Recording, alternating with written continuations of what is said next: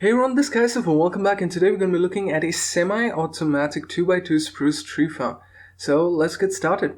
Alright, so down below we've got some podzol where we can grow our spruce trees using some bone meal. And we've got a wall of pistons which moves across, pushing all the logs into a blast chamber. Now the blast chamber, up top we've got some dispensers filled with TNT. I don't use TNT dupers in my farms. And yeah, it blows them up and they easily get collected. So, after manually growing a tree, you can see the flying machines get sent off automatically. I wasn't able to fit a dispenser in because over the last few updates, the way dispensers work on spruce trees has been tweaked. Once again, the TNT gets dropped and explosions happen. This farm has been configured in a way to blow up only every second tree. This run we shouldn't have any TNT getting dispensed.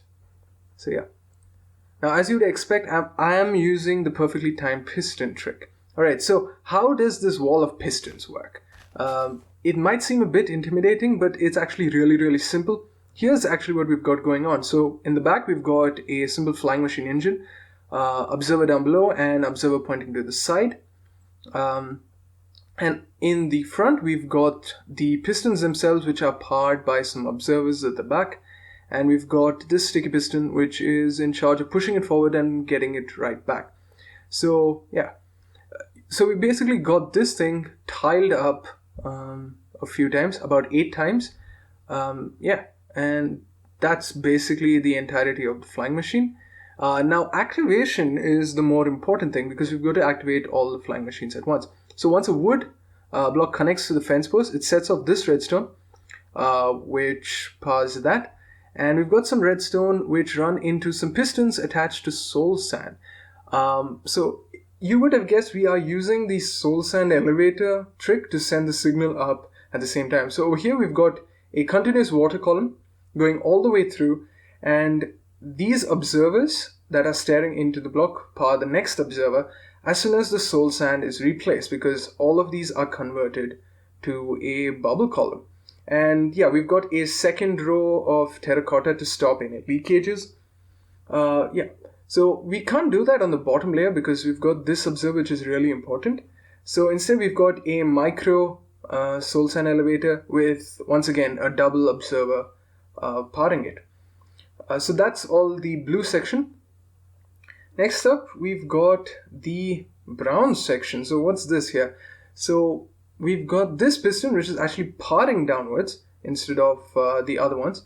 And that basically powers these pistons to push out the last few pieces of wood. As you can see, it's not exactly in line with the pistons at the bottom.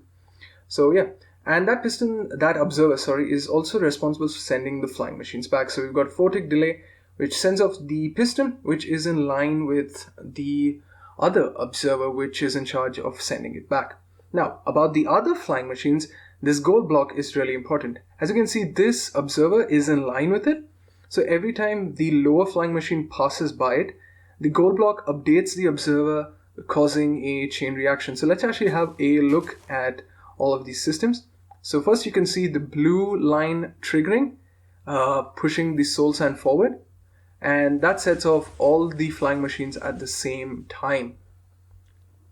Now down below, you can see the downwards facing observer powers the repeater, which sets the flying machines off. And as the gold block passes the observer, it sets the higher one in reverse gear, essentially. And also, you do have the lower piston, which does take another trip because the fence gate gets powered once again after the podzol moves up. It doesn't get powered again because we've got a flip-flop at the bottom, as you can see. Alright, so one thing you might have noticed is that the one on the top does not have a gold block. Instead, it has an observer. This observer is suspiciously in line with this orange line. So basically what happens is the observer can only power this solid block.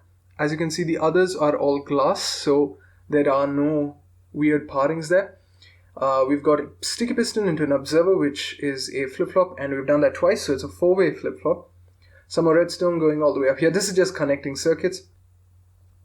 going into the dispensers with some TNT, which are running into some honey to slow down the descent. So this way the TNT actually do fall down relatively high up, so that we are getting a good clearance. So one of them does fall on the crying obsidian, and the rest of them are responsible for clearing out the middle, so that there is not much wood getting stuck on the ledges. You could easily reduce it down to 2. As you can see, we still do lose some pieces over here, but yeah. If you use just 2 dispensers, you would have a lot of wood getting caught up right in the middle. So that's why we've got it like so. Now the reason for the 4-way flip-flop is because the circuit gets activated once while the flying machine's coming, and the second time while it's going forward. So it's really important to have a 4-way flip-flop. If you had a 2-way flip-flop, it would rain TNT down every single time. So let's actually grow this so that you can see the activation. Now the reason for the length of this line is so that the flying machine's pistons themselves actually act as the blast chamber pistons using the perfectly timed piston trick.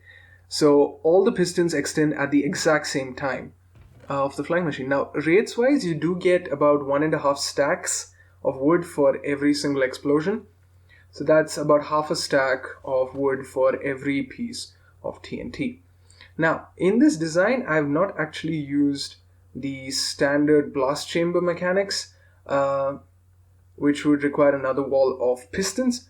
And it's also really important that if you wanted more TNT, you're going to have to push all of this up front, because you're going to start destroying some honey otherwise. And you're also going to have to get rid of the top few layers if you do not have extra TNT. And you're going to have to do that manually.